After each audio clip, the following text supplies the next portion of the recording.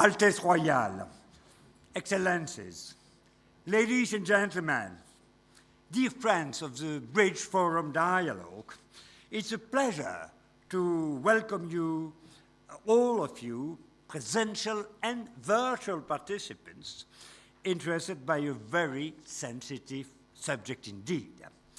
This subject was on the list of our planned conference since many years. Unfortunately, every year we had to postpone it because of insufficient progress in this matter. A new enlargement did not appear as a priority. The difficulties and hesitation seemed prohibitive. Things have changed dramatically now.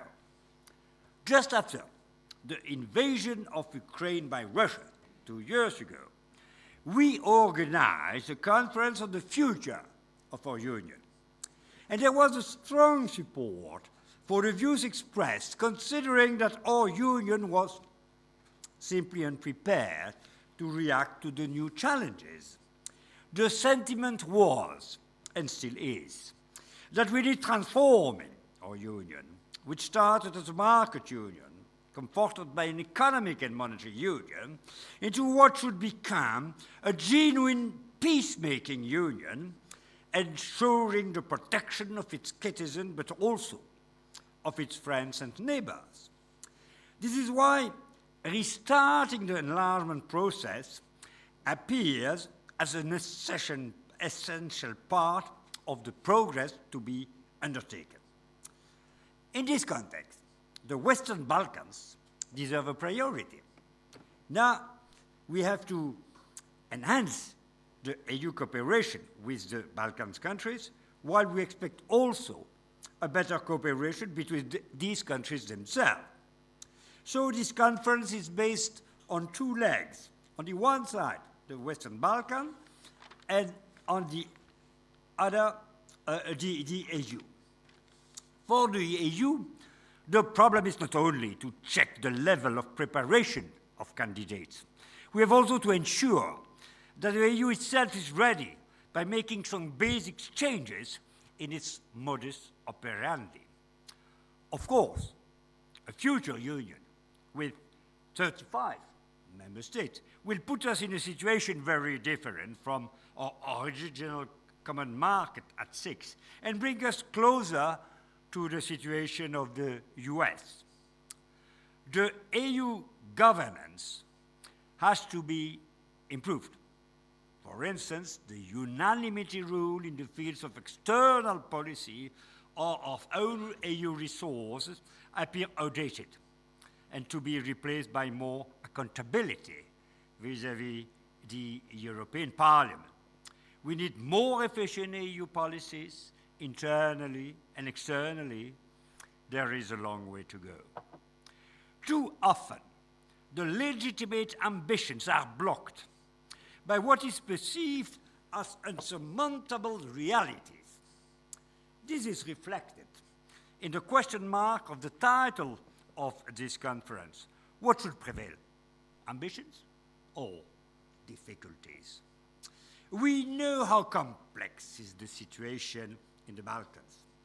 These beautiful and charming countries, having since long been ravaged by violence, especially following the collapse of former Yugoslavia, in a context of geopolitical tensions aggravated by powerful conflicting external interests. The adhesion of 2 Western Balkans countries to the EU was successful. They take part now to the monetary union. Nevertheless, the step-by-step approach, country by country, at its limit. We need global agreement and arrangements, including, for instance, Serbia and Kosovo, especially now that we are entering into discussion with Ukraine and other candidate countries. To address such delicate issue, we could not have a better speaker than Mr. Stefan Füle. Thank you very, very much, Mr. Füle, for having kindly accepted our invitation. You have an impressive experience. You served as a member of the Czech government, as an ambassador to various countries and international organizations. You have been EU Commissioner for Enlargement and European Neighborhood Policy for 5 years. You are presently chairman of the European Policy Center Task Force on Enlargement. Please, Mr. Foot, the floor is yours.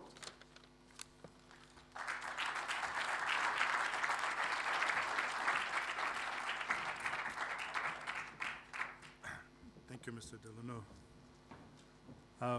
Royal Highnesses, I'm humbled and privileged by our presence. Thank you very much for coming. Vivian, I'm so happy to see you. You have been friend from the very first day I joined the European Commission. I thought there was a special bond between the two commissioners from smaller countries, and I enjoyed that throughout the whole 5 years. So I'm very happy to see you. Dear ambassadors, pane velvyslanče, dear friends, this is the last European Union report on enlargement of the last year. It's 75 pages. You want to know how it looks like X-ray of the accession process in general and vis-à-vis the specific countries. This is the report to read. I'm not going to read it, although I have always stressed the importance of this X-ray, and I have never worked with more dedicated and more able and professional staff than the one dealing with enlargement and neighborhood in the Commission. And it was my pleasure, rather than trying to run the show on my own, to make them part of the decision shaping. I rather prefer to take you to the journey. I'm not a good storyteller, and when they told me that I need to speak for 1 hour, I almost collapsed. I've never spoke to 1 hour. I mean, I've tried to my wife a couple of times. It didn't work. So bear with me, okay, on this one. But I like to tell you something what you will not find on Google or Siri. I'll try, maybe not in the most perfect way, but also based on your questions, to connect the dots that you have the picture as close as possible to what I had the privilege to develop with my colleagues some years ago. Now, let me start with saying that the enlargement is the most powerful transformation instrument the European Union has at its disposal. Even after we will strengthen our defensive capacity and we'll have 1,000 soldiers and hundreds of tanks and planes and so on, there will be no match to enlargement, and particularly when it comes to the part of Europe undergoing the transformation from the totalitarian regime to democracy. So that's a good news.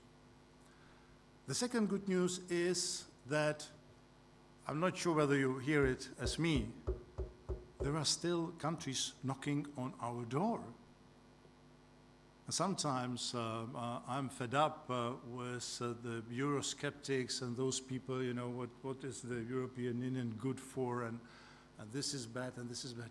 Jesus, I mean, there is a line outside. and these people really want to be a part, and there must be a good reasons why they want to be a part of that. There's a second good news. Now, I have always been a promoter of the combination of the European Union widening and deepening at the same time. I always saw the European Union as a DNA, as a two-part DNA which goes together, and these two processes actually influencing each other. Now I will be talking about what has happened that we do not use that instrument more wisely and more often. But let me now underline what should be seen as a red line through this story. And it is, we have a new situation in Europe. I'm tempted even to say in the world. The enlargement is being seen now as a strategic imperative because nowadays it's about democracy, it's about freedom, it's about rule of law. I'm not trying to put aside the important sort of preconditions for becoming the EU member states, and I will strengthen and repeat them a number of the times in our conversation. But I'd like us to understand that the enlargement today is the way how to protect and safeguard what you, years before we joined, the Czechs, have built and we enjoy living in. As I said, despite the discussions, and sometimes I'm asked, make it more political. Some people even say, no, make it less political. It's a nonsense. It will always be, and Viviane will be happy to hear that, a merit-based process. Only those who are prepared will make it.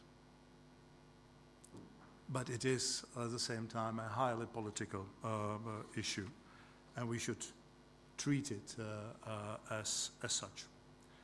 So let me start this journey with after the introduction, with the chapter number 2, lessons of the past should be the lessons learned. When my country and 9 others were joining the European Union, the accession negotiations was about the ticking the boxes. Because that was the way how to do it. At that time, there was not that much opportunity to think that eventually, in case of those 10 countries from Central and Eastern Europe, it's not only about the accession, but it's also about the transformation, and the combining an accession and transformation. It's something completely different and needs more than just ticking the boxes. Yeah, the truth is, I was a diplomat already at that time, but the only thing I remember from the discussions about the Czech efforts to join the European Union was how many pieces of legislations we have adopted, how many institutions we have founded, we have established. We have never had the discussion about why it is for, whether it works, whether we have the enforcement to push this legislation forward. We have never discussed whether this or that institution has the manpower, has the resources, has an independence to do its job. You're looking at some of the shadows on those 10 countries record in the European Union, you better looking for that there, and not necessarily in the current or very previous political representation. This combination of the accession and transformation was extremely difficult.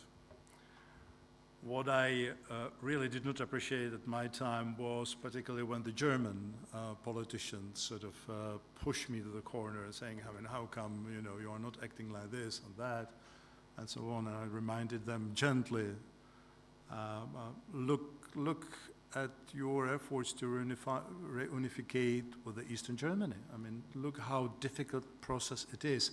And we are talking about completely different framework. We're talking about one part of that new entity helping another part. Huh? But we were there on our own. Huh? Now, when I came, and I'm coming to the third chapter of our journey. When I first came to the Western Balkans, they greeted me at the airport. Fantastic. We have the commissioner for the new member states. So tell us how you did it in the Czech Republic. We will do exactly what you have done, and we will become members of the European Union very soon. And I had to tell them it's exactly because I knew how it was done that I'm bringing the news that your process is going to be more demanding and more difficult. And that was at the time when we, with Vivian, were looking, I mean, how to strengthen the value dimension of the enlargement process. We have done together a tremendous work because Croatia, and that was the country, the last country so far to join the European Union, and the one under our watch, which we made together with Vivian to go through the track record. We were not just ticking the boxes. We were asking, and does this legislation really work? Show us. Do you enforce it? This institution, show us the work, you know, how it works. Huh? Do not show us sort of the empty shells. Huh? Yeah, exactly, it's just a system. Yeah? Together with Vivian, we put forward the ideas like fundamental first and so on, and we created a separate 5 chapters related only to the values, which was extremely important for the countries in transformation. And we made it very clear to those countries, guys, the speed of your accession negotiation is going to be dictated by the rate, the speed of your progress in that area of value-related 5 chapters. You start to have the problems there, we will slow down. You move forward there fast, and you deliver on your homework, we will progress, we will move you forward in another area. Now, nevertheless, there was one critical outcome of those 10 countries joining the European Union, and not really many member states have appreciated our analysis with Vivian and our work and have put a mental brake on enlargement. You know, we have the saying in the Commission, the engine of enlargement, the enlargement engine. What is it? Enlargement engine is something what helps you to move the process forward. And it's working on the motivation. Because the task is monumental. With all the acquis communautaire, unbelievable. So you ask the candidate countries to move on this or those issues, and once they deliver, you move them in the process forward. So you receive something, you will see the country getting closer to you, and you let them to have some kind of benefits or already getting closer to the European Union. And this process is called Engine of Enlargement. And its strength is that it motivates politicians, motivates NGOs, motivates the citizens to deliver. Once one part is missing, either the member states who are ready to motivate or the candidate countries who are ready to reform, you run into trouble. And we did, and in a big way. And even today, I have difficulties to defend the record of the Western Balkan countries, telling them, no, they are not the one having the primary responsibility for not yet being a part of the European Union. You know? And that's not really understood everywhere. Now let me here address one important thing which also at our time, during our time with Vivian, worked very well. And before the conference, we discussed Belgrade, Pristina, Serbia, Kosovo issues. This is extremely difficult one to solve. Now, what we have done with Cathy Ashton, and Cathy Ashton at that time was High Representative, Vice President of the Commission. She was in charge of the political and technical discussion between Belgrade and Pristina. And I was the part of the negotiations, of the discussions.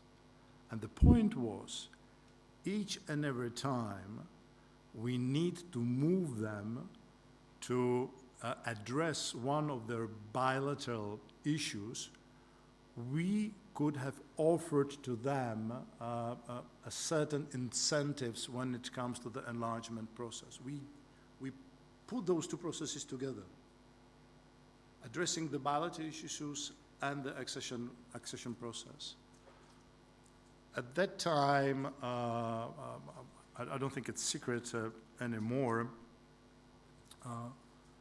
Alexander Vučić was not even the prime minister, not to say a president, when we sat in Belgrade, and I shared my colleagues and my vision, I mean, how the membership for Serbia and Kosovo could be secured.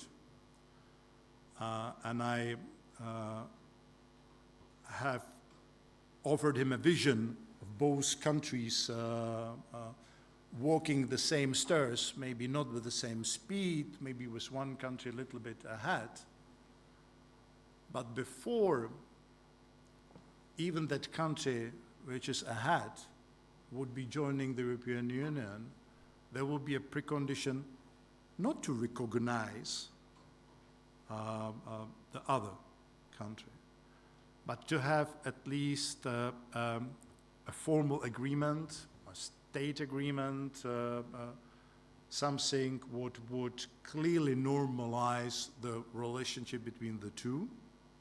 That was the point number one. Point number two was once Serbia would make it to the European Union, because it was well advanced in the accession negotiations, there would be a responsibility, a legal one, which will be reflected in the accession treaty, not to block Kosovo, on the understanding there is a state agreement.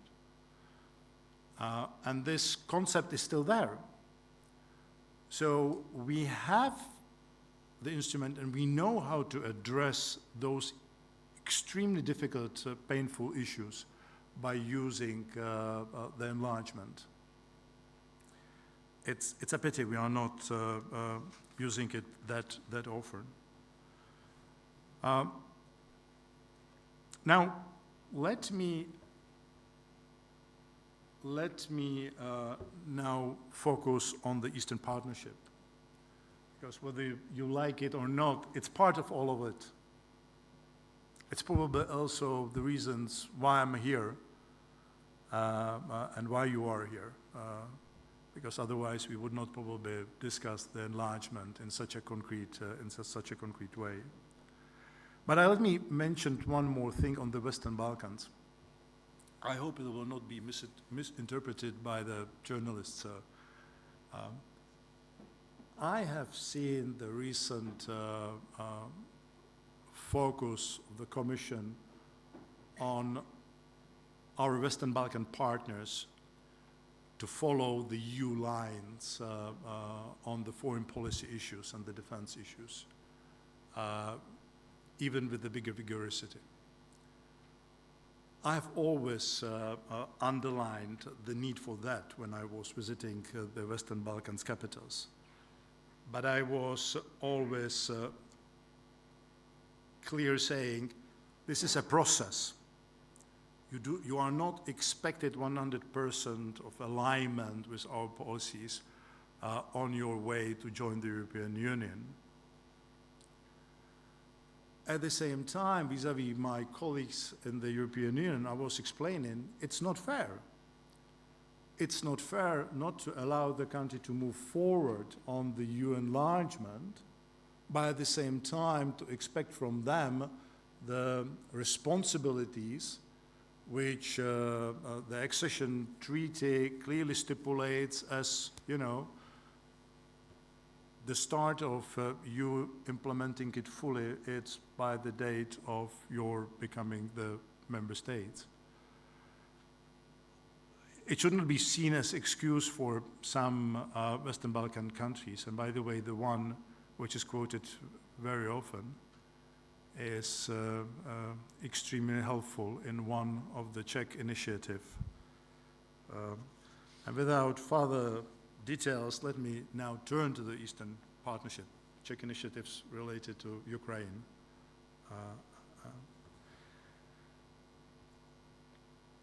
Eastern Partnership, it's a policy which was agreed just before I joined the European Commission. With the Eastern partners, the European Commission has negotiated a new set of agreements. They are called Association Agreement / Deep and Comprehensive Free Trade Areas. Now, for those who are sort of covering the Western Balkan issues, you remember that the treaties between the European Union and the Western Balkans are called Stabilization and Association Agreement or Treaties Agreement. Now, I'm by no mistake, making this point that the association agreement are sort of much more bigger volume and responsibilities, and thus also bring to the Ukraine, Moldova, and Georgia actually much more when it comes to the preparations, particular when it comes to the membership in the common market, than the stabilization and association agreement. The point is just simple that no one has thought that it would take us 20, 25 years since giving the Western Balkans countries the perspective of membership and since agreeing these treaties. But the fact now is that Ukraine, in a sense, in a number of the senses related to the common market, is better prepared than the Western Balkan countries. Now,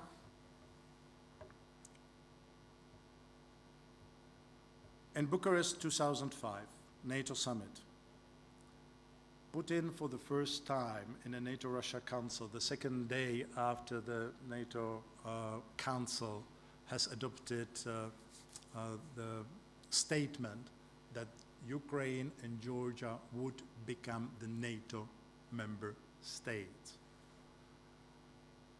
He was talking to us, and at the same time, at a certain time, he looked up and he said, "You really want Ukraine, this artificial country, to become the NATO member?"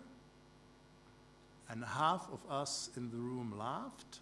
The second half did not know how to react. The problem there was not that the NATO was bold to promise the membership to Ukraine and Georgia. The problem was that NATO at the same summit refused to provide those two countries with a membership action plan to get them to the NATO. And Putin, he is good in one thing. He knows when we are bluffing, okay? And that's exactly what he felt. It took him just a couple of months when he surprised Misha Saakashvili, who thought his Article 5 is secured in his pocket, to surprise him and to take away the provinces from Georgia. Now, that was one of first our strategic mistake, bluffing. We actually were bluffing also in the European Union. I already referred to the association agreement and / DCFTA, Deep and Comprehensive Free Trade Areas. We were telling our Eastern partners, these treaties will move you towards the very door of the European Union. Perfect, perfect, that's exactly what we want, we're telling our friends. Because we want one day to go through that door. And we told them, wow, that's exactly what we are not ready to commit to ourselves.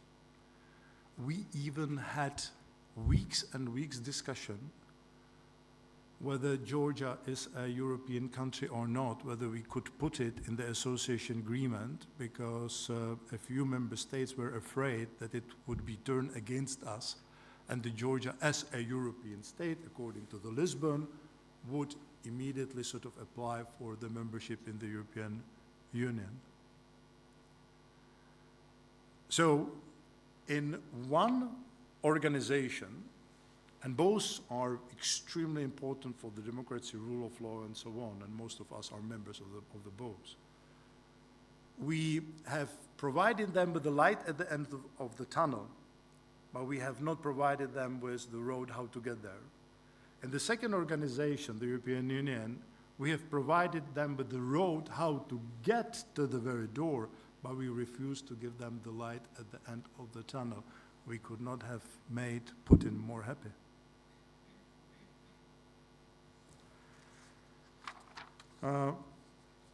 Russia, the chapter 6 in our journey, in our story.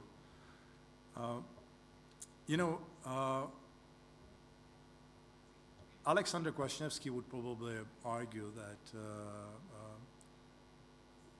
that today's Putin is exactly the one he has seen during the first, second, and other meetings. There are others who say, no, I mean, at the beginning he really sincerely tried, but when he was sort of given a cold elbow, or how you say it in English, cold shoulder, then he started to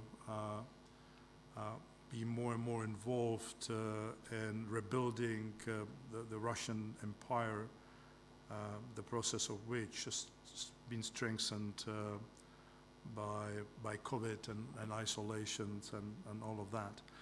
But the truth is that, whatever the truth is there, that Putin has try to put together on the territory of the former Soviet Union, first the customs union, and then later on Eurasian Economic Union, based very much on the model of the European Union.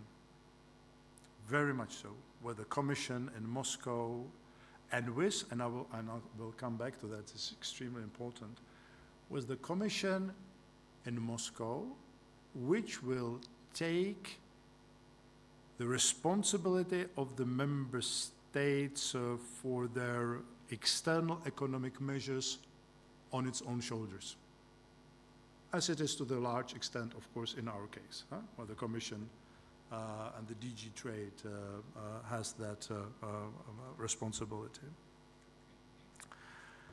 Now, we have not really noticed that and have not seen really a problem, but then later on we realized that there is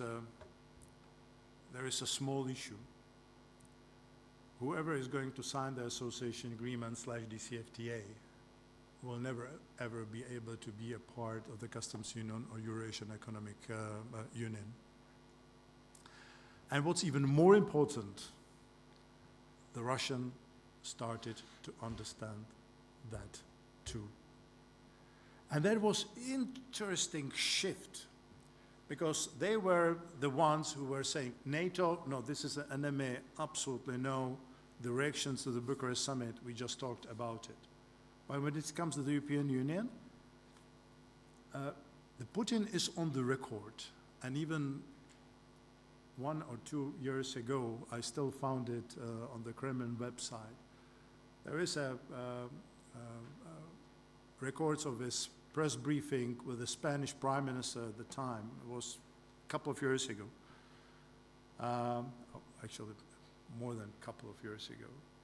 When he got the questions, can you imagine the membership of Ukraine in the European Union? And he said something like, you know, because we have very close relationship, particularly with the eastern part of Ukraine, I would say that the membership of Ukraine, if they really would want that country in the European Union, would be to the benefit of Russia.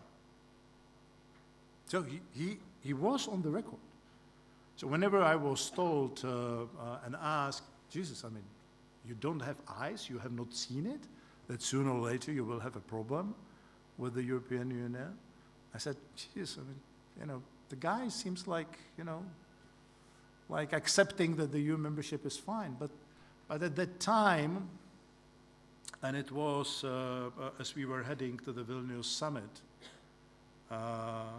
after months of analysis, they indeed concluded in Kremlin that the association agreement and the whole European Union business is actually much, much more dangerous for them than the NATO membership. Because for the NATO membership, you have what? You have 7 principles to fulfill, and you become the NATO member, and you are NATO member on Monday, on Wednesday you decide you are not a member.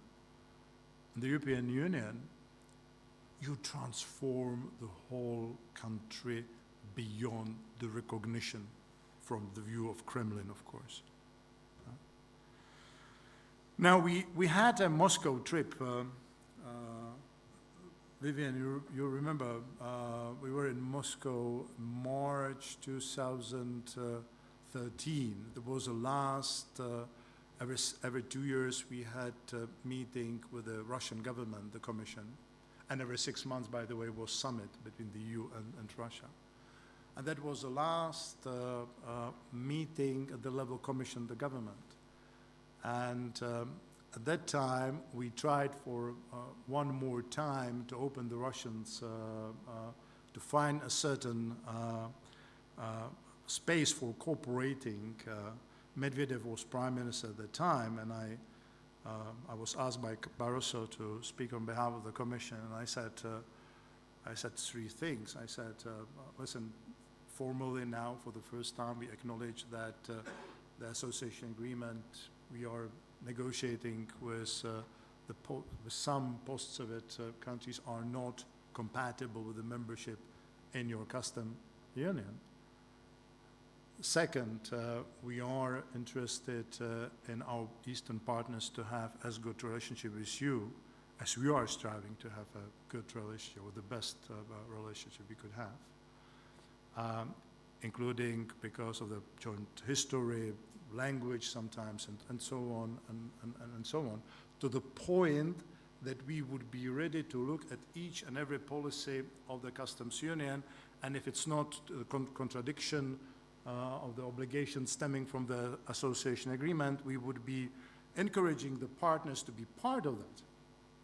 And the third, and the most important, and this is where we, on both sides, missed probably the last opportunity. We told them, let's not miss the big picture. And the big picture is that on Euro-Asian continent, we are creating the two integration projects. Some of you might say it's not two, it's three, with the China Belt and Road initiatives, and that initiative turning from the unilateral to a multilateral project, and you probably would be right. But the relationship between the two integration projects, and we underlined very clearly, let us now work on the regulatory framework in such a way that there is an ensured compatibility between our two projects. Because if you go in one direction of regulations, we go in a different direction of regulations, we will create on Euro-Asian continent a new dividing line, although this time they will not be defined by the number of the tank standings on both sides, but they will be defined by the different procedures, different standards, and so on. The only reactions we got from Medvedev was, it's interesting. And we moved on. We have never come back to reopen this issue. We had with Russians, by the way, two sets of negotiations about the association treaty between the EU and Ukraine. The first one without Ukraine, where the Russian experts told us, yeah, you have persuaded us, we do not see really any danger for us, any negative implications. And Karl de Gucht told our Russian colleagues, okay, fine, there is a prepared statement, let's sign it, that it's not against sort of the Russian interest. Sorry, we cannot, it would be against the official Kremlin policy. We tried one more time, this time with Ukrainians. We have prepared even a memorandum, 3-4 pages. We have, although we have not shared that concern with the Russians, but we have acknowledged it, and we have put forward some kind of mechanism that if the Russians would feel to be, threatened by our bilateral treaty when it comes to economic impact, that they could initiate the mechanism to address them. No interest. They have come to the point when we had a text, but when it came to the signatures, no way. Now I will leave my discussion with Yanukovych and whether all of that, what was happening, was a big scheme from him, or whether he was sincere. By the way, he was sincere about the EU membership. He just didn't understand all of that behind it. And there was only one thing which was more important than the accession of Ukraine to the European Union for him, and it was his re-election and his survival. And that's why he took Putin's money, and that's why he faced, he refused to sign the association agreement in Vilnius. The rest of the story, you know. We have overlooked many more things. One of the things overlooked, and and my German and French colleagues would not like it, but the Minsk agreement, the Minsk group, why 2 member states being a part of that? Why not the European Union? If I would compare what the Germany, even in combination with France, would be able to offer to Moscow at that time, and what the whole European Union would be able to offer to address this senseless conflict there, I didn't get it at that time. Now, we are now, and that's chapter number 8. There are 12 of them. I should have go a little bit faster.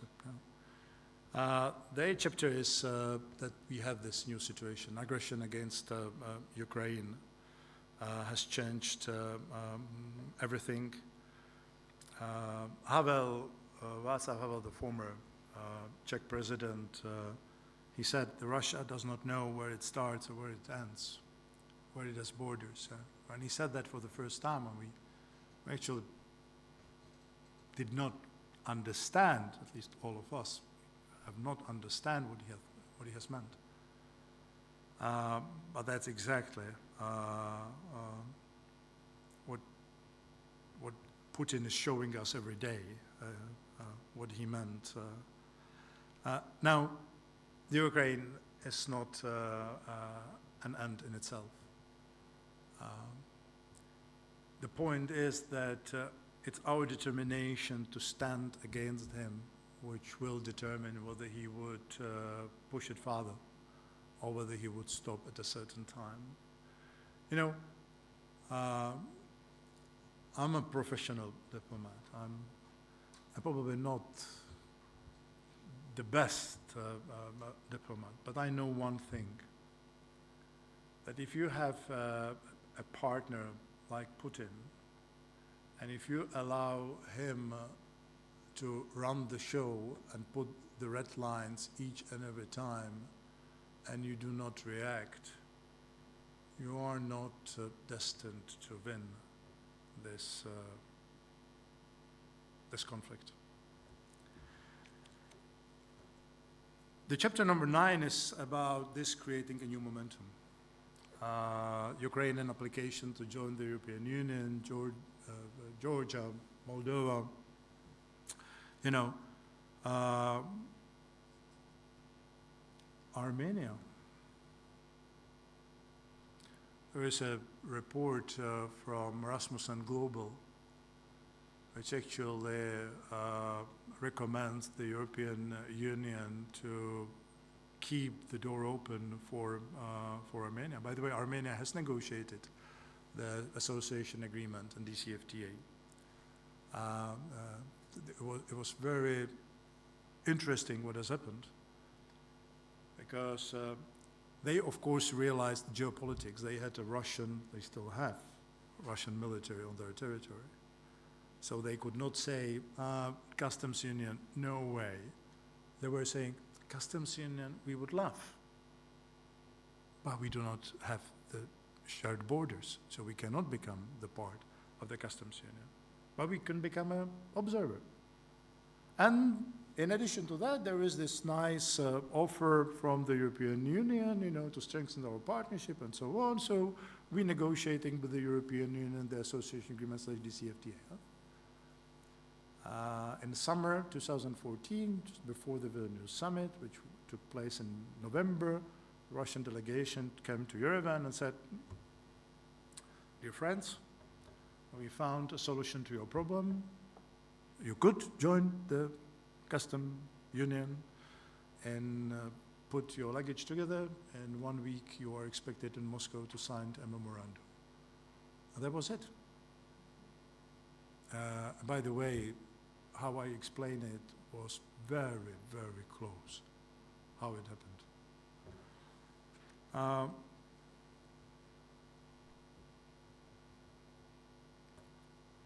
The chapter number 10 allows me to say that this new momentum is a very good news for the Western Balkans.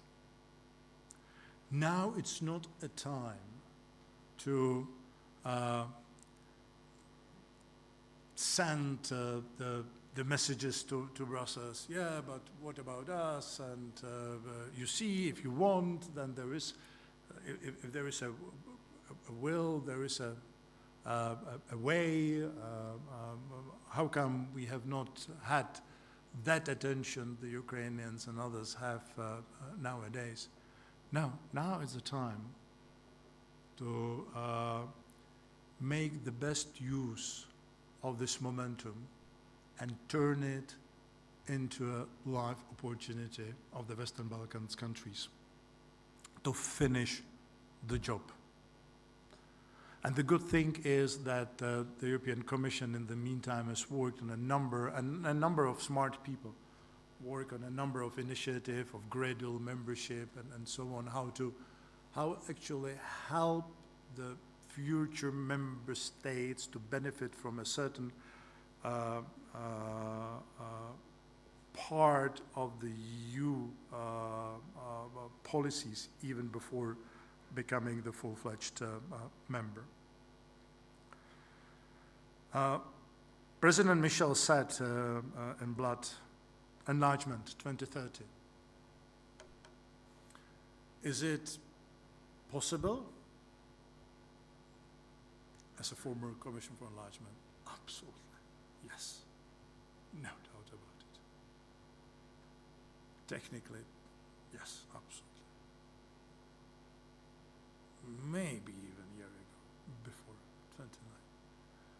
Politically, Jesus, I mean, who would bet, huh? Who would bet, particularly now when I see that the enthusiasm of some the EU member states, which was shown at the time of granting the candidate status to Ukraine, is vanishing, and that there are a number of other issues which needs to be addressed, and so on, and so on, and so on. Now there was, I'm coming now to the very point, what I consider the most important, and I thought I would be actually contributing the most of the time to that. But I think that by this time, I think you would get already the main sort of ideas. But let me make it very short. The enlargement engine has stopped because particularly the EU member states were not ready to keep it running. Let me put it in this way. I will never stop to be diplomat. Now, how to restart it? There's only one way. And it is to run the two processes not only in parallel. I mean the preparation of the candidate and aspirant countries on one side and the European Union for these new members on the other side. Not only in parallel, but actually linked together. Because that would be the only way how to ensure the credibility in the European Union, current member states, where the citizens asking legitimate question. Jesus, how many people are we talking about? 60 million? Is Turkey still there on the list? Yeah, I see it is. So it's 140 millions. How is it going to influence my job, my business, my everything? So the EU leaders needs to show that they are ready for these new members and that the life of the EU citizens will not be negatively affected. But the credibility is needed also on the EU side, and particularly in the Western Balkans. And not only, people fighting in Ukraine and dying, whereas the weapons in their arms, you know, they are not the one, I mean, who could ask the questions about our sort of credibility, but I can tell you, I mean, it would not be nice discussion. And that credibility could be ensured if they will see that the EU member states are preparing for it. It really blew my mind seeing my own politicians saying in one sentence, we are one of the staunchest supporters of the enlargement, the Czech Republic. Well, when it comes to the veto power, we want to keep it.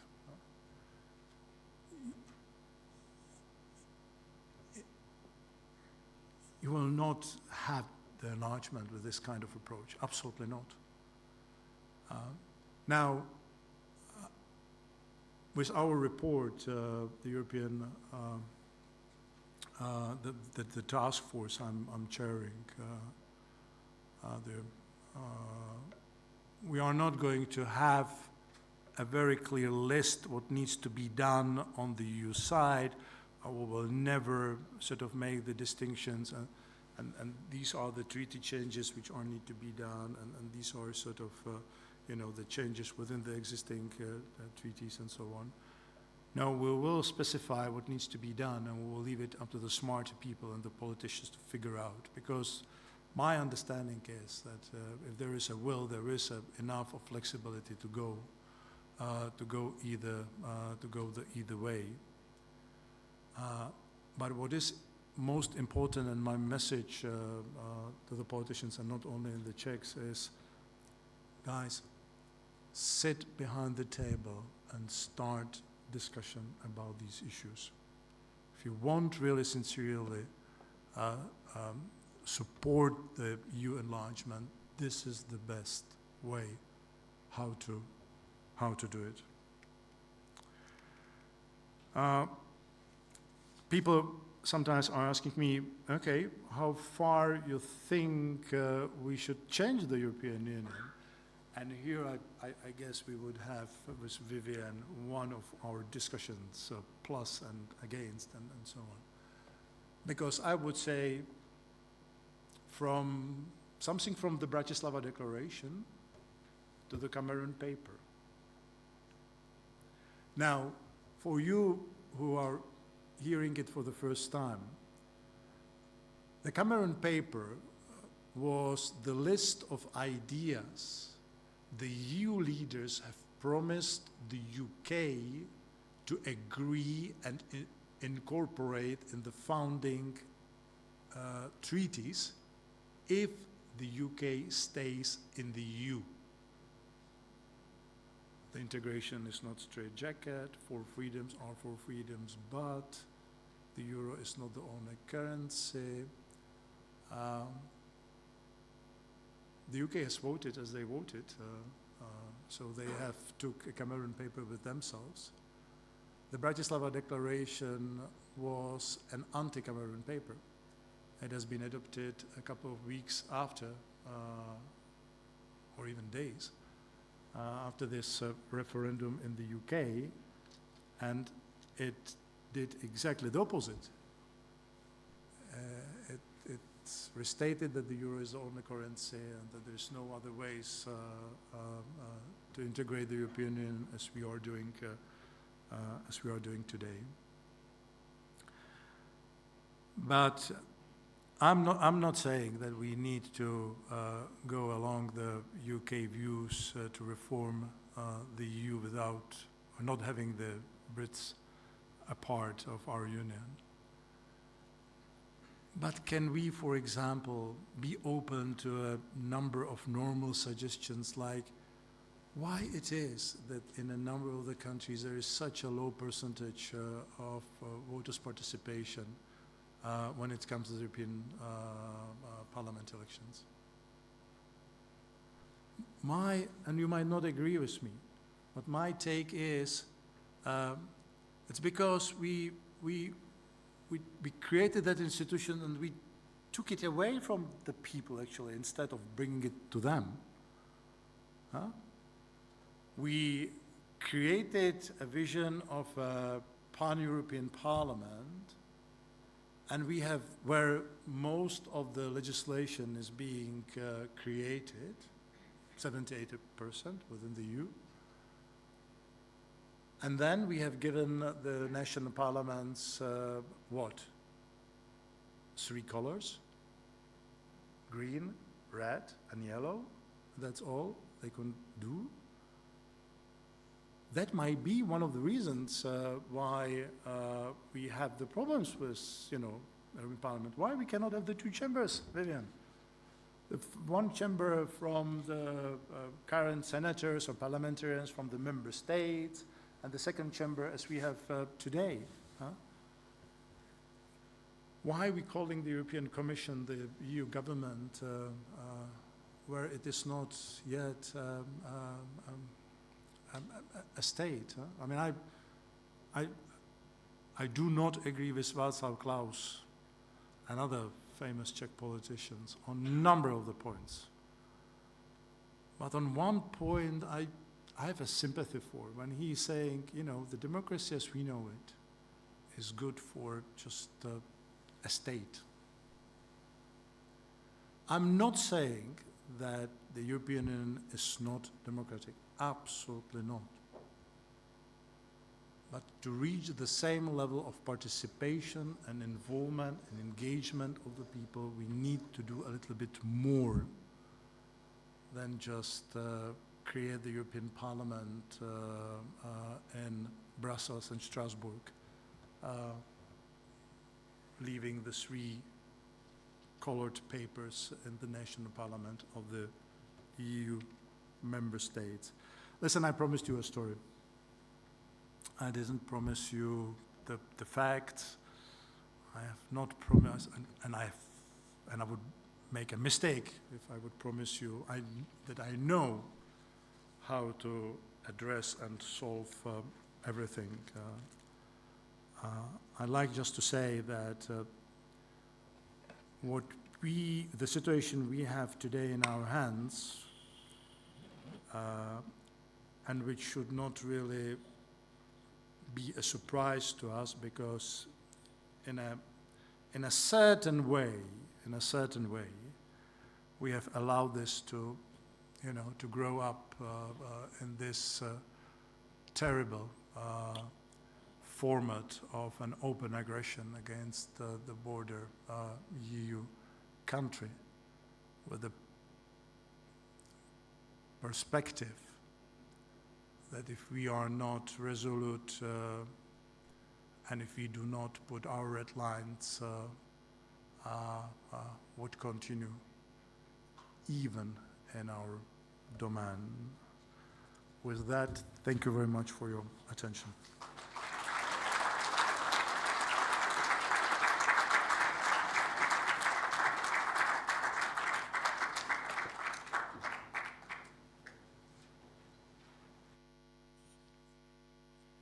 Thank you very much, Ambassador Füller. It looks like speaking about Western Balkans takes time. When we initiated to organize this conference, it happened to be 11 years ago. And now, with the negotiations, it's taking too long. So maybe, it's meant that the region has something that, it's not going so fluid, so fast. But anyway, it is how it is. And I would like to start with a story before we see some videos coming from students from Western Balkans. I was very young in my city, in Albania, and I heard police coming downstairs, and I wanted to go to the balcony to see what happened. And my mom said, "Stop, we are all home." It was early 90s. So still, there was some fear, we should not intervene. We didn't know how the country will move. But I was still very eager to know what happened. And I saw one neighbor getting arrested. Then I grabbed the garbage and I said to my mom, I'm going to throw it out. She said, okay, that's a good job. But it was not that urgent. Well, I asked a neighbor and I said, what happened? She told me, Adriatic is arrested, a neighbor. I said, what did he do? He was singing a song, and he got arrested. I mean, that time during the communism, it was like normal for, but he was singing a song, an Italian song that became like an anthem, very, very good, very, how to say, very sensitive to us. Insieme, unite Europe. That was the song of Todo Cutugno. He finished his sentence, he came home. I did not see him. I moved to Tirana, I moved abroad, I came back. Last December, I went home and I asked, what about this, what about this, what is this building? Where is Adriatic? He died. So this man never held a European passport. But how many like him? Now I would like to invite to see 6 videos coming from 6 students that we collaborated with the universities in the Western Balkans. Could you please? Hello, my name is Kanita. I'm 23 years old and I come from Montenegro. My question for you is, what are some of the important steps that Montenegro seems to be overlooking for the EU integration? And what is it that we're overlooking when it comes to our next steps for EU integration? Thank you. Hold on, just a second, because the audio is better upstairs, so Ambassador Fülle wants to hear them better. Yes, please. Hello, my name is Kanita. I'm 23 years old and I come from Montenegro. My question for you is, what are some of the important steps that Montenegro seems to be overlooking for the EU integration? And what is it that we're overlooking when it comes to our next steps for EU integration? Thank you. Thank you. Yeah, I think the report I was holding in my hand would give you a very extensive answer to your questions. The rule of law in general, the inability to reach a political consensus behind that goal, joining the European Union. I have to tell you that a year ago I was in discussion with the authorities in Montenegro, how to help them with what some might call as a fast track, because there is one candidate country which could join the European Union without actually the European Union changing itself or preparing for that country, and it is Montenegro, because of its size, because of its policies and so on. Not that there are no certain challenges, but that would be something what could be done quickly, and maybe as a good signal for others that the door are still open. But that did not work exactly because of the interests, local interests of the political elite have not enabled them to reach a consensus on a much bigger goal, joining the European Union. Thank you. The next video. Hello everyone, it's a pleasure for me to be with you today. I'll make a short introduction about myself. I'm Nilsi, I'm 24 years old and I come from Albania. It's been 1.5 years that I'm living in Luxembourg and I came here for my master's studies. I would like to ask a question to you. So we did all the reference and homework. Why we are not part of EU? When will the young generation be European citizens? Thank you and bye. No, you have not made all your homework yet. And even if you have made it, and by the way, there has been a lot of progress, and I have a lot of respect, President Rama. There is always the second part, second partner and this is the European Union. And it is up to the EU to assess whether the country is ready to join the European Union or not. But in my presentation, I have addressed a number of those things, and I believed that in this new momentum, Albania might be the country which would benefit the most from. Thank you. The next video, please. Hello everyone. It's a pleasure to be with you today. I will introduce myself. I'm Neira. I'm 20 years old. I'm from Bosnia and I study in university in Sarajevo. My question is, why we are not part of EU? When the young generations will become residents of European Union? Bye. And we have some updates regarding Bosnia. Maybe if you would merge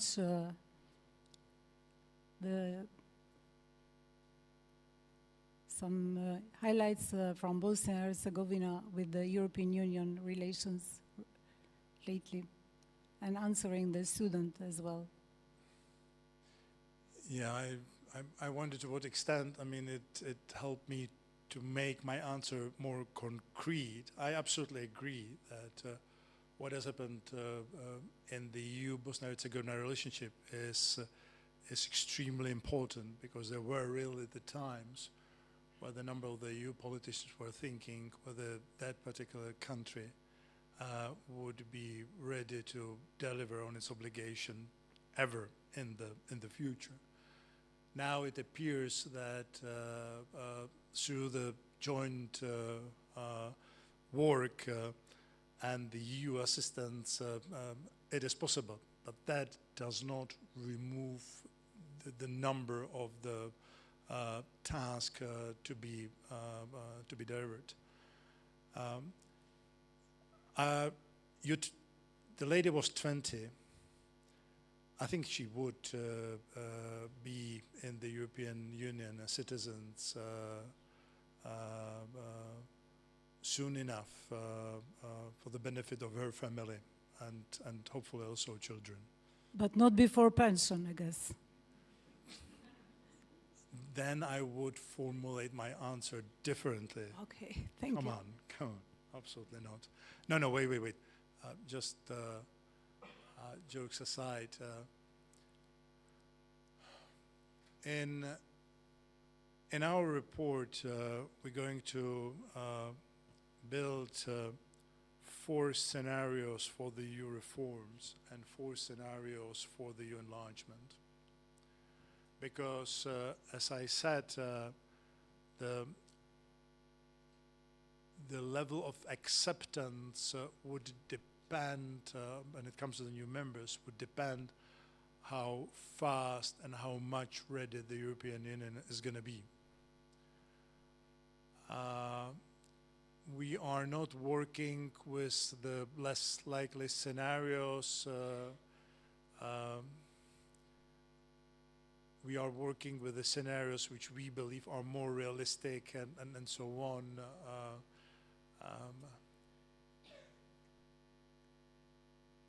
The question is whether it would fit in the President Michel vision of 2030.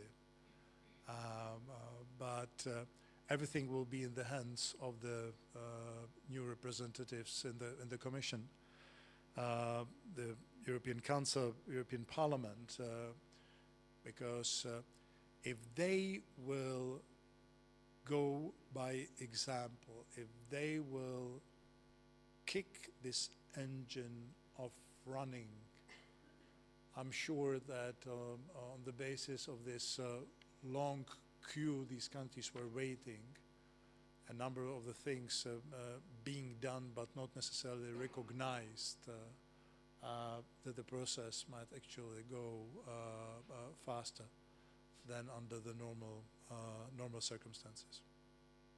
Thank you. The next video, please. Hello, Mr. Fide. I am Aldris Sopa from Pristina, and I'm also a freshman in the American University of Kosovo. I would like to ask you, when do you think it will be possible for Kosovo to join the European Union, especially considering that 5 of the EU states are yet to recognize Kosovo? And what could also be done to change this unfortunate situation? Yeah, let me start with the last part of that. I think what needs to be done is, again, sort of put together the instrument the EU has and make the best use of it. I told you how we have worked with Cathy Ashton. I was quite surprised leaving the Commission and then coming as a special envoy of my foreign minister after I left the Commission for the meeting of the V4 Visegrad Group with the Western Balkan countries, where the new High Representative said, and when it comes to the Pristina-Belgrade dialogue, we are ready whenever you are ready to resume the dialogue. And I was like, oh my God, I mean, what has happened? Huh? And I came to the respective director and said, I mean, come on, I mean, they have never been ready. They will never be ready unless we help them and unless we incentivize them with the EU membership and unless we help them. I mean, leaving it up to them is just, you know, accepting that that problem is going to be there for years and decades. Number one. Number two, I made the point that we try to walk the fine line, differentiate the recognition and the normalization of the relationship. I have never heard at my time that it would be preconditions for the member states, for all member states to recognize Kosovo. The only preconditions is going to be, of course, to ratify the accession treaty. And when it comes to the way of how the relationship between Serbia and Kosovo would look like and so on, I think I have addressed that. Thank you. So the last one? There's one more? I think, yes, there is one. Hello everyone, it's a pleasure for me to be in front of you today. Yeah, we have 2 more. My name is Armen Mehmeti. I'm a student at the International Balkan University in Skopje, North Macedonia. And me and my friends have done some research and homework. And we have a question for you. Why is North Macedonia not part of EU? When will the young generation be European citizens? And when will it happen? Thank you for your attention, guys, and goodbye. You are not a part of the European Union because you have not yet done everything what's required for you to become the EU member states, although I recognize goodwill and a lot of work done, and in particular, I recognize this very delicate issue of name, which took us and delayed the whole process for years. And I'm also a little bit ashamed of my colleagues in the EU because at a certain time at the beginning we were promising the North Macedonia that if there is a progress and an agreement on the name, then we will facilitate the next stage in the accession process and so on. And when it happened and the name issue has been solved, as you know, we have entered another trap created by another member state. Now, this issue is, by the way, extremely delicate. On one side, I understand that if the member states believe that there is an open issue which needs to be addressed, that the best way is to address it during the accession negotiations. because this is where you have all your cards in your hands while your opponent has no card at all. But if we all act like that, and particularly if it comes to the Western Balkans, can you imagine the Western Balkans getting membership one by one? But how? On block? No, instead of block, one by one. Can you imagine, what would happen, afterwards? Do we really want, and do we have really a mandate and a power to put in each and every accession treaty the clause, and I solemnly promise that I will not block any sort of new members from the Western Balkans. Huh? I have tried when Croatia was about to become the EU member states. I guess this is not a secret, and if not, and if it's still sort of not public, it's probably about time to say it now. I have at a certain time devoted a lot of time and energy of helping the Bosnia-Herzegovina politicians to find a solution on the new electoral law and setting up the country together in a workable sort of mode. And the Czech foreign minister gave me the Chernin Palace, the site of the foreign ministry, and after preparatory work, we were there until 5 o'clock in the morning with all the politicians from the Bosnia-Herzegovina. And there was only one which stand in the way of a good and solid compromise. Even Dodik was supporting me and others in getting the deal. Huh? And I was amused. Huh? I didn't understand. Why? We were so close, huh? And everything would be easier for the whole country. Huh? And then a couple of weeks or months afterwards, someone told me, there was a message to that particular, hold on, wait for us to become the member state. And when we become member states, the things will be more secured. I don't know how to fight this phenomena that these open issues some politicians sort of put on the agenda in the most sensitive period of accession negotiations. And if someone would find a formula, how to avoid that, how to go around that, I would be more than happy. Well, Ambassador Fuller, actually, you remind me my physical training teacher. Always, trying to, to catch the standards in running and things like that. Always she said, no, you are not good. Sometimes, when you say to the students, you are not good, you never motivate, That's how we perceive the EU role now. That's why the students, ask the same question. And this is randomly, it's not that we have dictated them what to say and what not to say. It comes genuine from the bottom of their heart. And the last video, please. This is from Serbia. I'm interested in your perspective, Mr. Pule, regarding whether it might be more advantageous for the Republic of Serbia to address its political and economic challenges as a member state of the European Union rather than as a candidate country. Furthermore, I would appreciate your thoughts on the possibility of a solution similar to the Big Bang enlargement for the Western Balkans.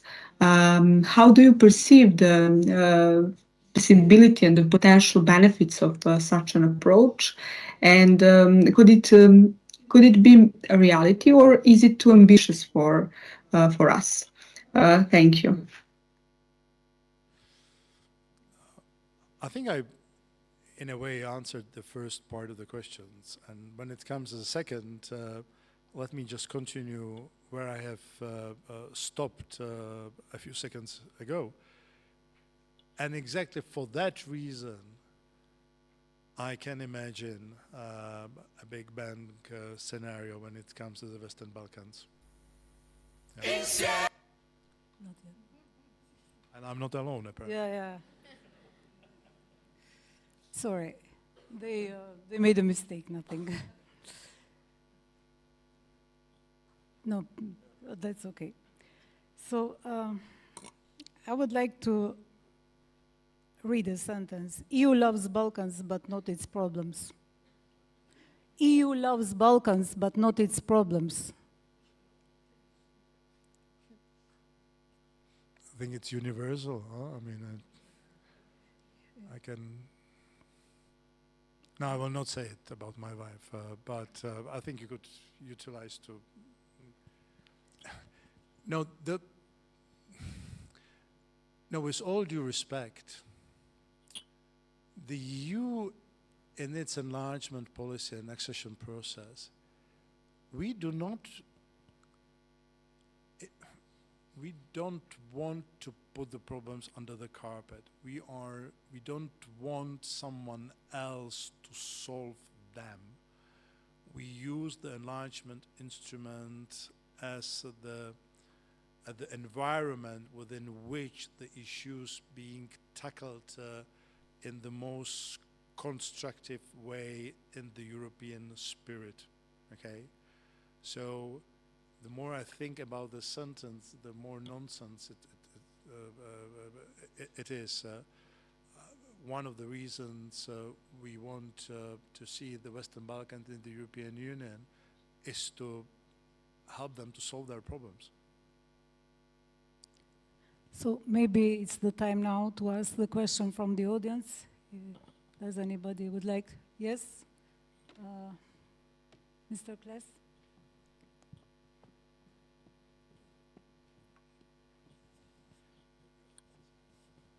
Yeah. I don't know. We will see.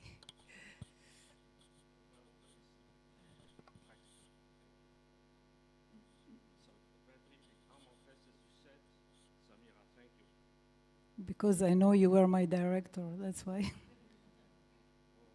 I'm an anarchist, I'm nobody's director. You should know this. Two points, or three very briefly. First, more conceptual, more basic. It's about the old dilemma on enlargement, the widening, you addressed it, Mr. Fühle, widening versus deepening. Are they compatible or not? It's a very old predicament. I remember when I was chairman of the policy planners of the 12, Luxembourg presidency in first half of 91, we had these discussions.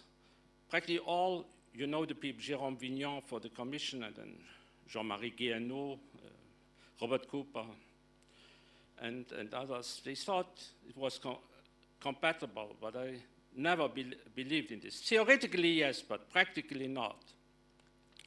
So the fact is that there's a discrepancy or gap between the economic, material dimension of integration and the political one that has been growing ever since the accession of the UK.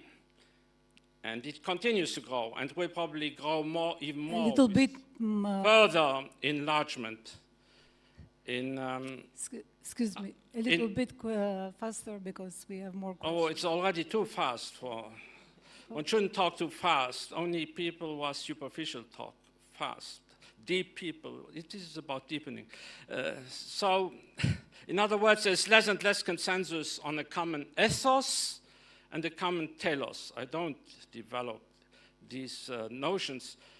So the future European Union, I talk a bit more because I'm 74 and all my life I have been dealing with these questions, academically mainly.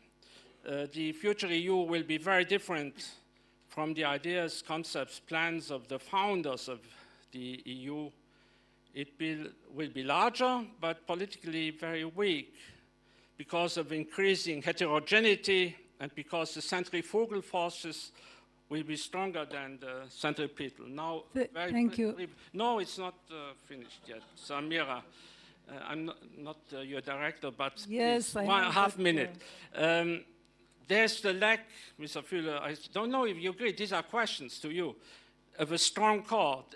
The EU never had a strong core, but what is perhaps a core, it was considered Franco-German couple, is even become weaker. And the second question, also vital, is about the Copenhagen criteria, which are rarely mentioned these days, of '93, on human rights and minority rights. I want to ask you, when it comes, for example, to the Roma minority, which exists live in all these Western Balkan countries, this, one should have taken these criteria seriously, but one didn't, and so the Roma population still lives in misery. And then Kosovo, yeah. It's not recognized, so let's not talk about it possibly becoming a member of the EU. It's not even recognized by 5 EU members, Greece, Cyprus, Spain, Slovakia, and Romania. So, please. Okay, thank you. Thank you. Sorry, Samir. No, it's okay. Sorry to the audience. Because I have many questions coming online, that's why we have to respect and to give a chance. So on Kosovo, that was not a question, that was your point of view, which I respect. What? A fact. It's a fact. Yeah, I respect it. I mean, you heard me what I said, and I guess you respect it also. The first one was also the statement. The second one was question, but I missed that. What was the question? But Copenhagen criteria, we are not talking about them because they are preconditions for starting the accession negotiation. They are preconditions for sitting behind the table. We have that point behind us a long time ago. We have now the set of much more rigorous requirements which are covered by those value linked chapters. The Lisbon Treaty for the first time stipulates clearly the EU values. They are part of the accession process. We are not just talking about it, we are working on it and trying our partners, to deliver on them. Without delivering on them, there will not be any membership. As clear as that. Thank you. We have a question. Please present yourself. I'm the ambassador of Albania to Brussels, and I deal with these issues on a daily basis. Thank you, the Bridge Forum Dialogue, for this opportunity, and thank you, Ambassador Fule, for sharing your thoughts, your experience, and of course, your ideas about this extremely important process for us. We want to join, I come from Albania, so part of the Western Balkans, and we want to join Europe because we know that it's the most fantastic experiment in history. Because it's the space that is space of freedom, development, and peace since the very start of it, and we want to join that part of it, not because it's fancy, not because there are no other issues, but this is the most fundamental one. You mentioned, Mr. Fule, and I have two questions, that there needs to be an engine, and that engine is the member states and the applicant, the aspirant countries, and I fully agree with you. We heard the youth, and they all, from different countries, they all have one question: why we are not in the EU from their perspective. Because in 2003, we were promised a perspective, and that perspective is still there, but it has been so slow. It has been really frustrating, and now we need to really speed up, and we have a momentum now to speed it up. So I have two questions, very concrete one. Since the European Union has, by its own words, declared the enlargement as of strategic importance from the EU, What do you think needs to change from the perspective of the member states so that they prepare for the enlargement of 2030 or 29 or whenever it happens? We know it's a long process, but the Union needs to be prepared for that, and not only financially. And the second is from the perspective of the aspiring countries. We know that we have to do our job, and we don't question that, even be it in the fundamentals, in the rule of law, in the freedoms, or in preparing ourselves for the requirements of the single market. But what do you think, if you can share some ideas of niches where the countries that are aspiring can join the Union or be associated with or be closer before the date of the accession? So my idea is that while we negotiate with the EU, there are things that can be done prior to the accession so that we feel part of the process and that we can have that discussion with our younger generation who are more and more frustrated that things are not going as far as they want. Thank you. Thank you. And not only that, and I address that, starting where you have stopped, but you also being an observer when an important piece of legislation is being prepared and debated, you better be a part of that, because it soon then becomes a part of the acquis and you would have to accept it. And I think this is not only just to prepare you for that, but it shows, I mean, the seriousness of the member states to enlarge. I mean, I also try to address this issue that the candidate countries are preparing for the European Union of yesterday, because they are not part of the everyday agenda and so on. And I was calling for the candidate countries in particular having that chance, I mean, to have their finger on those processes rather than to be a part of those processes. And when it comes to your first questions, I want the member states to do their job. They ask the candidate countries to prepare themselves. I want them to make the European Union prepared for those new member states. Thank you, Mr. Ambassador. But I find sometimes that some countries go beyond. They ask for much more, like the case of Holland or of France. They were much tougher, asking, and they were never satisfied with the homework of, let me say, of my country, Albania. And they have done very radical reforms in many aspects. Wait. I think we need to make a distinctions between how in the past the member states, when they have not felt that strategic importance of enlargement, have tried sort of to show the candidate countries they are not prepared or delay the process and so on. The point is that we are now living in a different situation. There is a war on our borders, and unless we admit those new members, they could be the next platform for the aggressive Putin policy. I mean, as simple as that. So I think that what really is new is the cost of no enlargement under the current circumstances. Just think about it, and it would be interesting, I mean, to see where it would lead you in your own thinking and your own approach to enlargement. And to the colleague upstairs, you know what? When the UK left, I was quite down, and not because of you, and because of the Brits, because this is their legitimate right. They exercise the vote. We might discuss it to what extent the process was really thorough and objective. It doesn't matter. It was their vote. But what I will never ever at peace was that you have taken from us the possibility to pause at that crossroad and to think about the various roads of integration and the future of the European Union and so on. Because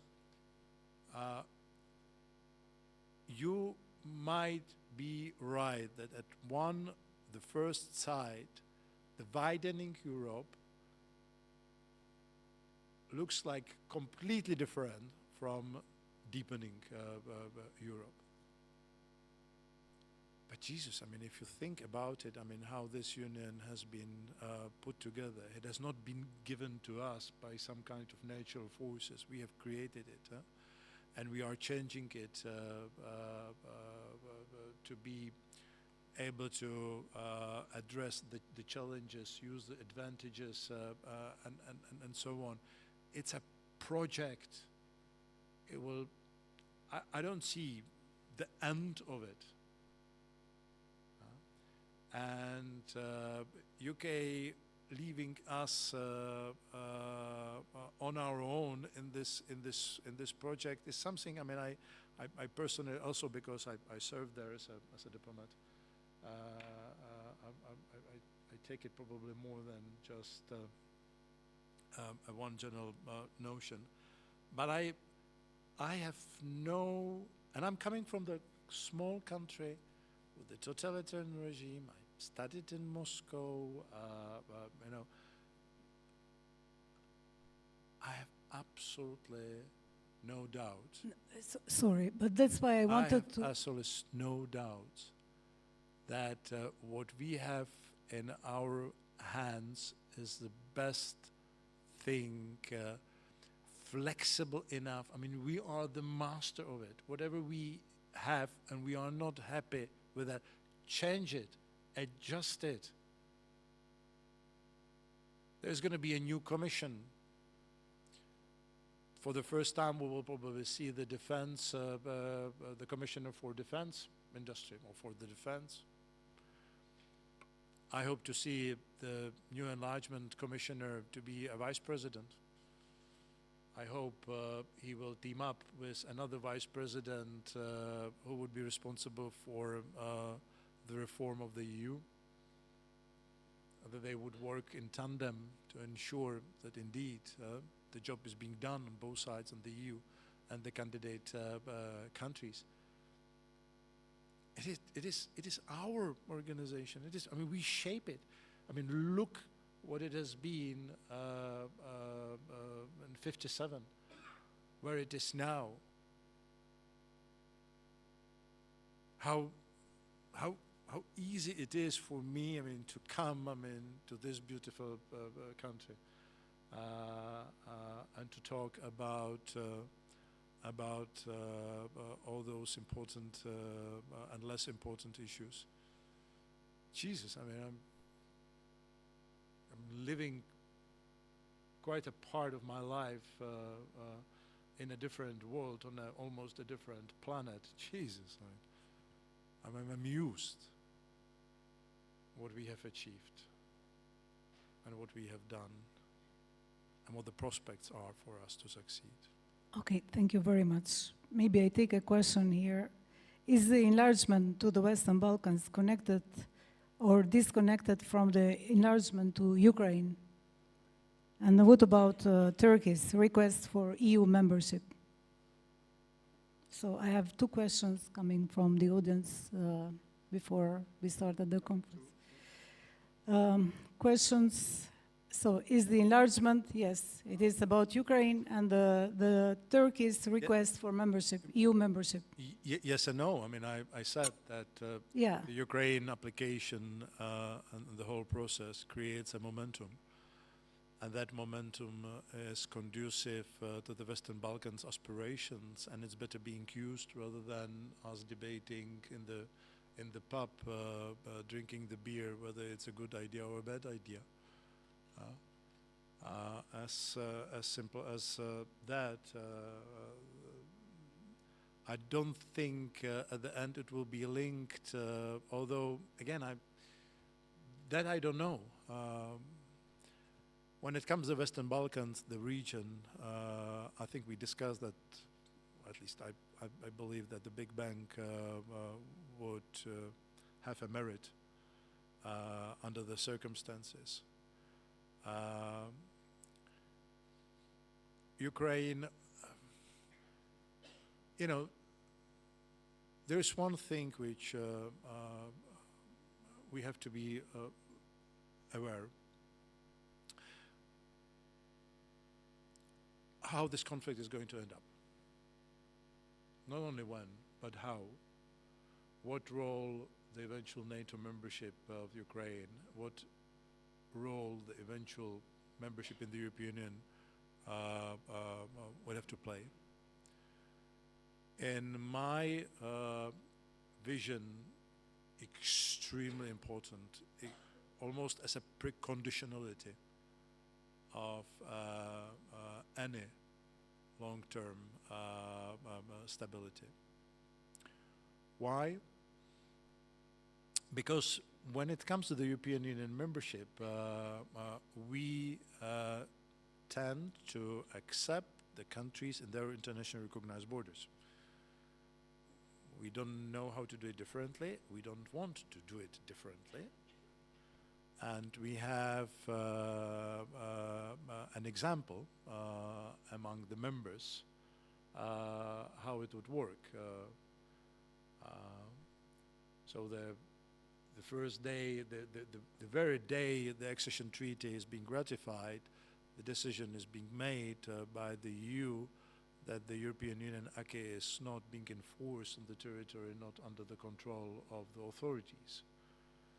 Now, would that change the situation on the ground? No. But would that change how the Ukrainians would feel towards their own country and towards the European Union? Absolutely. What kind of bigger assurance you would be ready to give them that what has been taken from them by force would eventually one day again belong to them, as the international law requires and beyond the international law. Then the membership in the European Union, where the member is the whole territory of Ukraine as internationally recognized. The NATO membership, of course, it also admits the countries in its internationally recognized borders, but it has one flexible element in its policy making. It never says, I have not found it in the Washington document, that you cannot agree on the fine line where Article 5 is being implemented and enforced, and where it's not.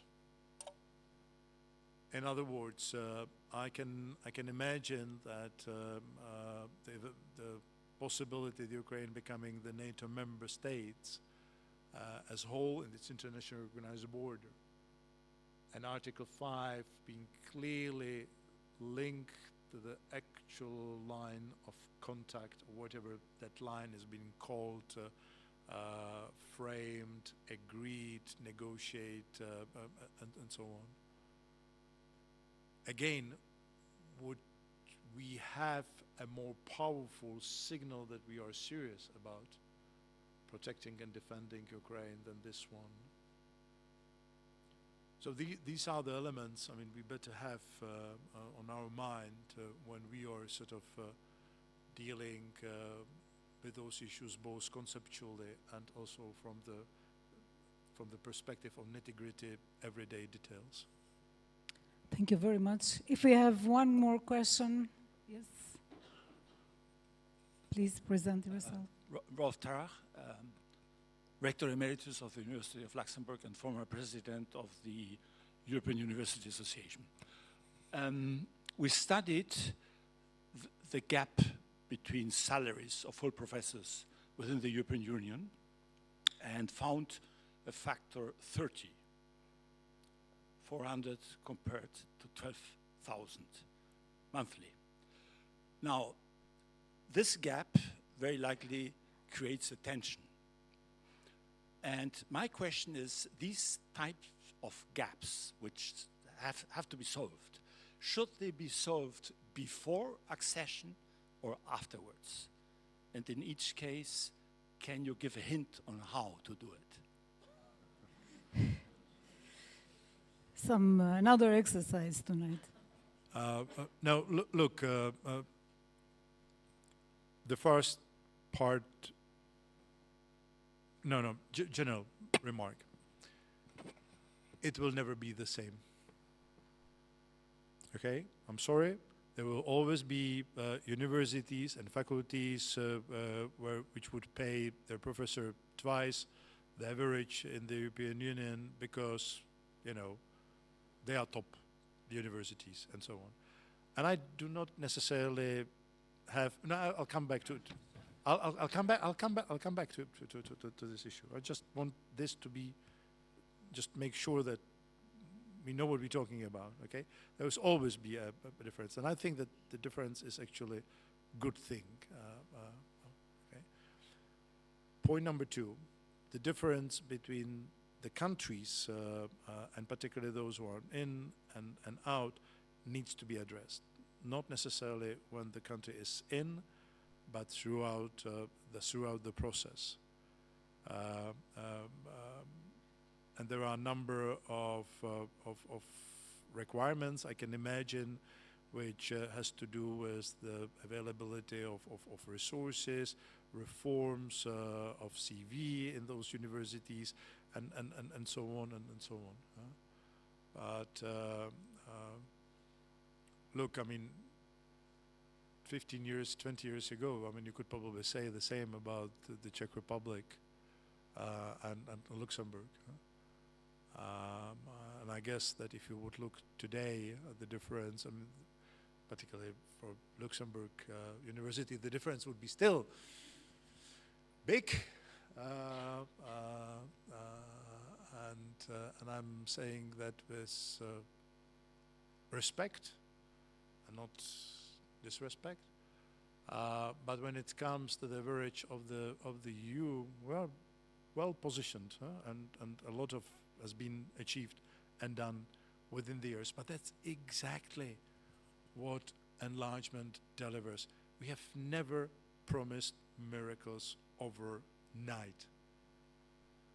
We have never promised to solve the problems on behalf of that country. Well, we always not promise, but give them the opportunity to deliver with our assistance and help on this or that issue, including the one you have raised.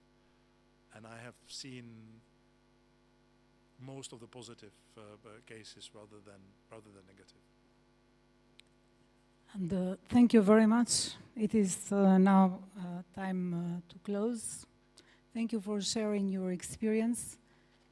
Thank you very much for sharing some new stories that were not exclusive before.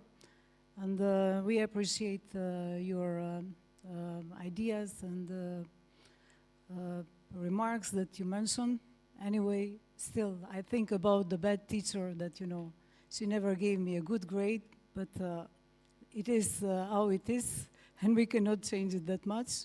So I would like to invite all the audience, but before we close, I would like to play a song which I was very much inspired about the European Union, and everybody in my generation liked this song of Todo Cutugno. Maybe the guys of the IT will help me. If you have something to say, yes, please. I actually may. I mean, let me now say it with all the gratitude to the people behind the Bridge Forum Dialogue. How thankful I am for you inviting me to enjoy this debate. Royal Highnesses, you really pleased my heart seeing you here, and Vivian, my very good friend, very nice seeing you, and I hope see you also in the future, more often than in the past. Thank you very much, dear friends. Yes, thank you very much. Insieme, unite, unite Europe. Con te, così lontano e diverso. Con te, amico che credevo perso. Io e te, sotto lo stesso sogno, insieme, unite, unite Europe. E per te, donna senza frontiere, per te, sotto le stesse bandiere, io e te, sotto lo stesso cielo, insieme, unite, unite Europe. Sempre più liberi noi, non è più un sogno e noi non siamo più soli. Sempre più uniti noi, dammi una mano e vedrai che voli. L'Europa non è lontana, c'è una canzone italiana per voi. Insieme, unite, unite Europe. Sempre più liberi noi, le nostre stelle una bandiera sola. Sempre più forti noi, dammi una mano e vedrai se vola. L'Europa non è lontana, c'è una canzone italiana per voi. Insieme, unite, unite Europe. L'Europa non è lontana,